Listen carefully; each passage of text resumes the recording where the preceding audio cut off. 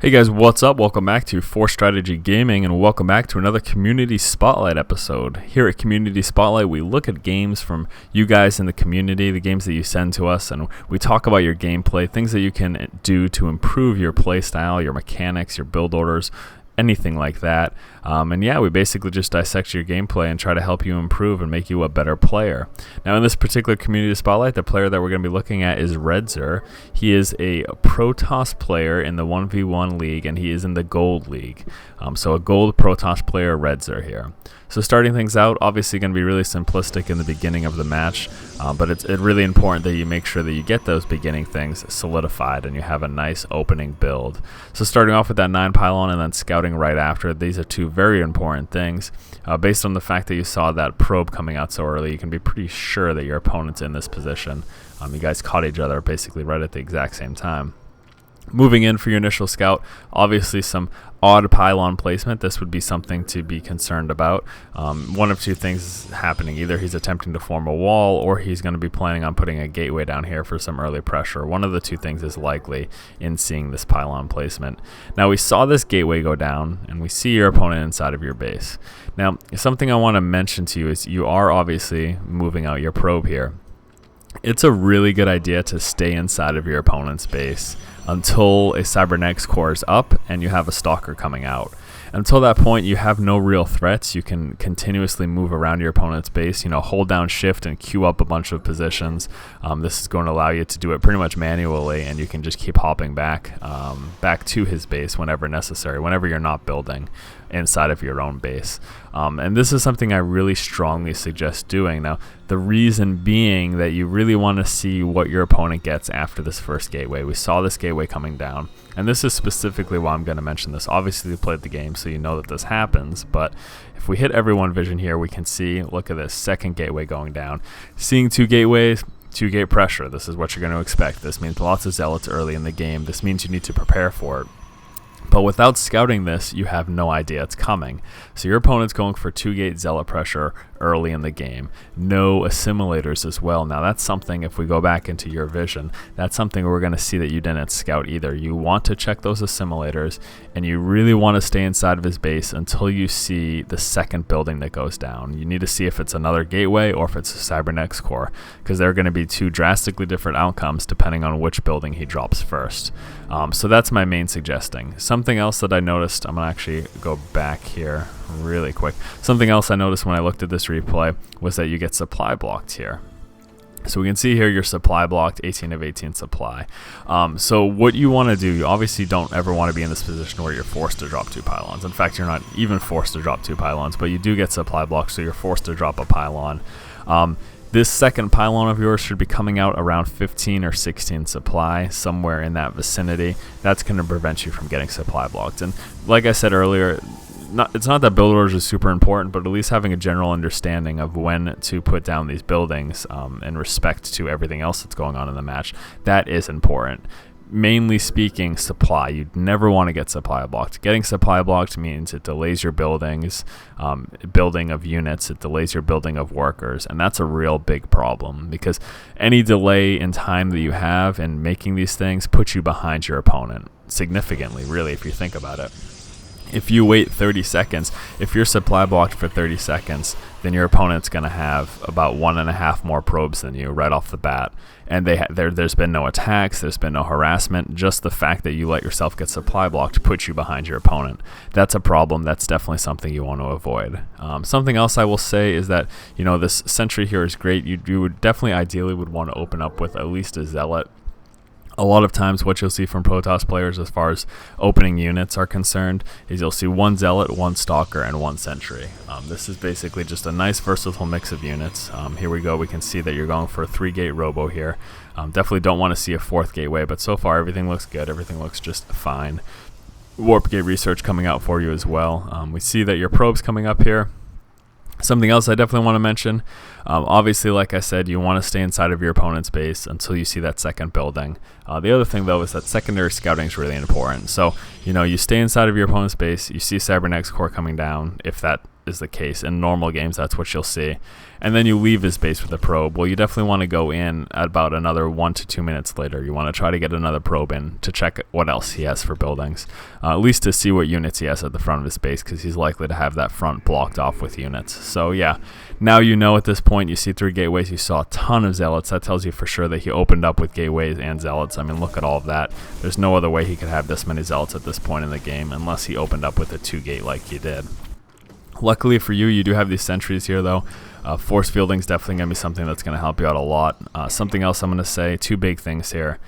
First and foremost, no pro production. Ideally, you want to maintain pro production. You want it to be constant. Now, although you may think that you're fairly well saturated, the thing to realize is that once you expand, you want to be able to saturate that quickly as well, and that's why we're going to keep up continuous pro production.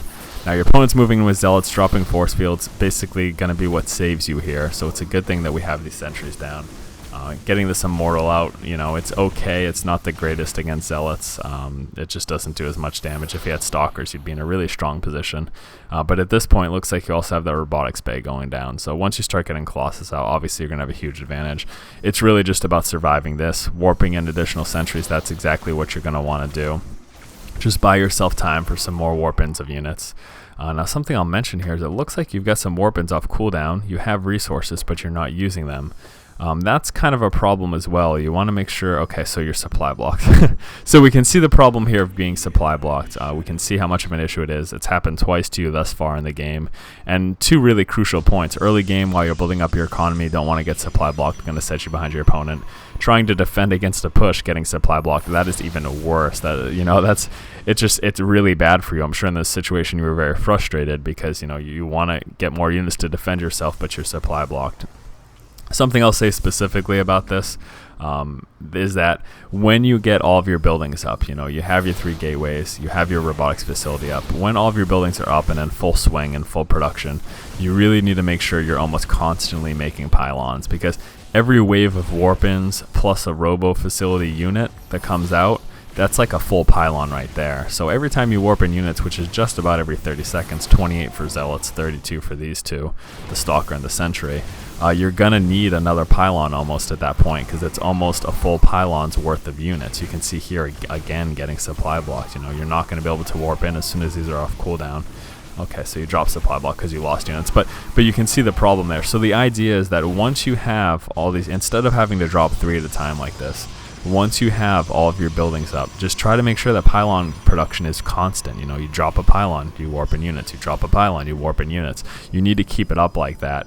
Obviously, in the early stages of the game, we drop a pylon at 9, we drop a pylon at 15 or 16, and then, we drop a pylon at like 22 or 23, whatever it is. Obviously, those are steady, those are consistent. But like I said, once you have buildings in full swing, it's got to be almost constant that you're coming out with these, because getting supply blocked is a real big problem. Again, not seeing any probes coming out, that's something I would really like to see. The more probes you come out, the better your economy is going to be. The most important thing, though, is that once you expand, you're going to be able to saturate it right away. Really important stuff. So try to make sure you keep up pro production constantly throughout the game. Once you're on like 3 or 4 bases and they're all pretty well saturated, obviously at that point you can curve back pro production, but up until that point I suggest keeping it pretty constant. So moving out here, now obviously at this point your opponent opened up with the 2 gate. They opened up with heavy zealot pressure. You clearly are at a huge tech advantage. It's just kind of about playing smart in this engagement. Obviously you want to try to avoid just running into these cannons haphazardly. Good job utilizing the range of your Colossus here as well. Seems to be that keeping your resources fairly low, and that's a really good thing. Proxy pylons can help with this. I know because of the way warp gates function, a lot of Protoss players have a hard time continuing production while they're in combat.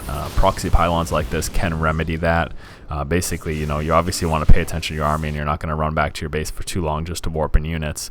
But if you have a proxy pylon right next to the fight, you can be attacking, W, warp in units, and go back to the fight, just like that. So good job on doing that proxy pylon, basically, is what I'm trying to say here. So I guess my only major suggestion here, the 2 really big things that we saw, the 3 really big things that we saw that were an issue in this replay, were that continuous scouting and staying inside of their base till you see whatever comes out after that first gateway. The second thing is getting supply blocked. That's obviously a huge issue. And the third thing is that pro production. And obviously, you try to use that energy too. You don't want to sit on 100 energy ever. You always want to make sure you're using that chrono boost. It's a really great ability. Make sure you utilize the fact that you have it. And pushing against your opponent, like I said, since he opened up with that 2-gate zealot pressure, you obviously have a clear advantage here. Just a huge tech advantage at this point, and army size. You just have a much stronger army, and your opponent goes ahead and leaves the game. So yeah, just let me run over those 3 things that were really big that I think could help your gameplay. Stay inside of your opponent's base till you see that second building after that first gateway goes down. Don't get supply blocked. Opening early game, there's really no excuse for it. 9 pylon, 15 pylon. Just continue, stick with that general idea of pylon placement. Once you get all of your buildings warped in, you have your 3 gateways, you have your robo, you have your 4 gateways, whatever your building structure is. Once you have all of them in, realize that production is going to be coming pretty quickly, so you need to be dropping pylons pretty consistently. That's going to help you prevent get supply blocked, and then also try to keep up your pro production, try to keep that constant. That's going to be really important as well. So thanks a lot, guys. This has been another episode of Community Spotlight. If you guys like what we're doing here and you like our videos, please do go ahead and subscribe to our channel. As always, guys, keep watching and keep owning. And now that we're out of energy, we're going to be pushing back at this point, and saving up some energy and then going back out when we have it again. So now that our expansion is up, you can see we're getting it fairly well saturated. We've got this assimilator up, coming out with the second assimilator here. Neat little block off back here, going to stop any Zerglings sneaking into our base. But now that we have this expansion up, we're going to be coming out with additional buildings.